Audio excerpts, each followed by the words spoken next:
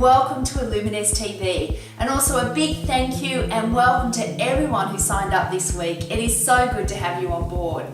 Now this week's episode is all about how to know when good enough is enough. Last week was a crazy week for me. I was hell-bent on getting my website live, but at the same time trying to curb my perfectionistic tendencies. I always knew that I liked to have things just so, but I didn't ever think that I was a perfectionist. You know, that was a term for other people. You know, the ones that are really anal and you can never please them no matter what? Well, there was no way that I was like that. I kind of didn't think I was until a few people started to point out to me that the time would never come if I waited for everything to be just right.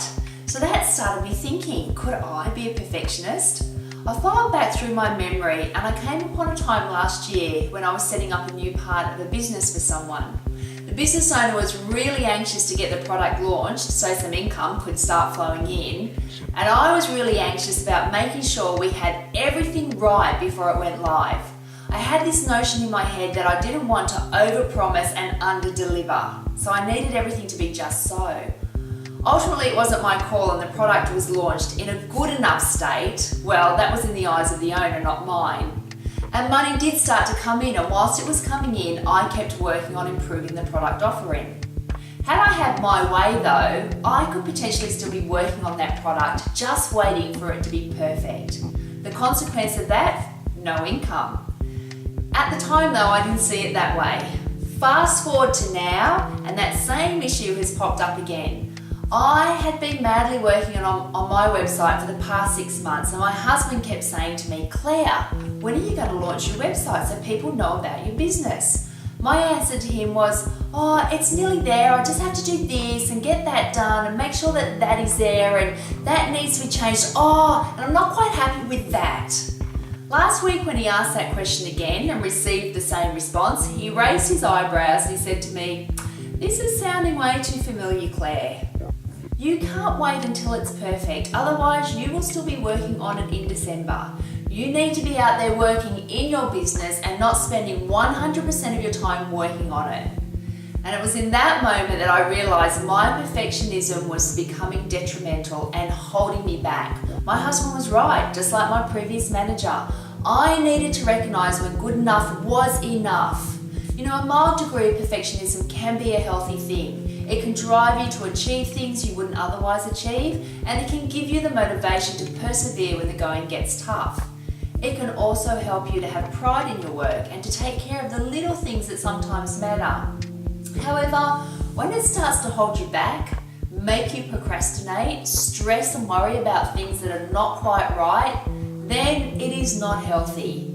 Perfectionism can be the art of unhappiness. Now, I didn't realise until now that my perfectionistic tendencies could lead to me being unhappy. If I continue to strive for perfectionism in my business, I will never get it out there. My product will never be ready, people will never know what I have to offer. This will lead to the failure of something that ultimately means so much to me, and that it's going to make me unhappy. So how do you overcome this? Well, the first step to anything is to recognise that you have a problem in the very first place. It took me a while to do this, but accepting feedback and treating it as a gift is absolute gold. How can you improve if you don't know what you need to improve on? It is crucial that you keep an open mind and you don't close yourself off to feedback from others. Once you've accepted the feedback, doing a bit of self-introspection is really helpful. The second step is to realise when good enough is enough. As long as I can remember, even as a child, if I didn't think I could be the best, the brightest or the star performer, then I wasn't willing to give it a go or even continue on with what I was doing. Therefore, it has taken me until I am nearly 50 to realise that I don't have to be the best, the brightest or the star performer. I just have to be me and to realise that being me is good enough. I need to forgive myself for mistakes that I make. Be realistic and flexible enough to change some of my rigid thought patterns and to reward myself for the progress that I have made to date, even though it may not be perfect. My website went live last Friday, yay!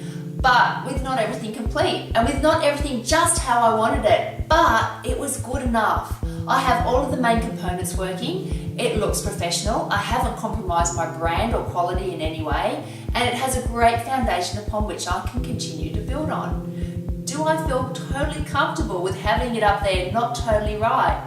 No way. But feeling uncomfortable often equates to moving forward. Do I feel good about biting the bullet and finally having something to show for my 6 months of hard work? Hell yeah. So where do you sit on the scale of perfectionism? Have there been times in your life when your need for everything to be just right has held you back? Were you able to recognize this? And have you been able to overcome it? I would love to hear your story, so please post your comments below. If you like this video, share it with your friends, and if you haven't already done so, pop on over to my website, illuminez.com.au, where there are a heap of other great resources for you to browse through. Together, we will colour your world with health and happiness. I look forward to seeing you next week.